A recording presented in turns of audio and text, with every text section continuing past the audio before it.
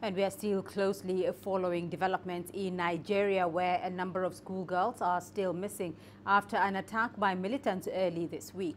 One of the schoolgirls who survived the attack in Dapchi has been describing the events which took place. Dozens of girls still remain unaccounted for. It is suspected they were abducted by Boko Haram fighters. The Governor of Yorbe State, though, has claimed it is not certain that insurgents are to blame for the girls' disappearance. He suggests that they may be lost after fleeing from the violence. President Muhamadu Buhari has assured parents the government is doing everything in its power to facilitate their return. The 13-year-old student recounted how Boko Haram fighters forced students of the government girls' secondary school to flee into the bushes. The insurgents came to our school in their numbers, shooting and trying to disperse us. I and other students, numbering over 60, went through the fence, while some went through the gate.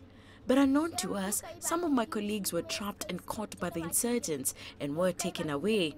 We were then assisted by our teacher and villagers as we hid for some time before we later returned to the school before they officially closed it. We have been told that they have been rescued, but we are yet to see any sign. We've learned that they're in Gaydam, but until now, we can't independently verify this, but we're still waiting and hoping.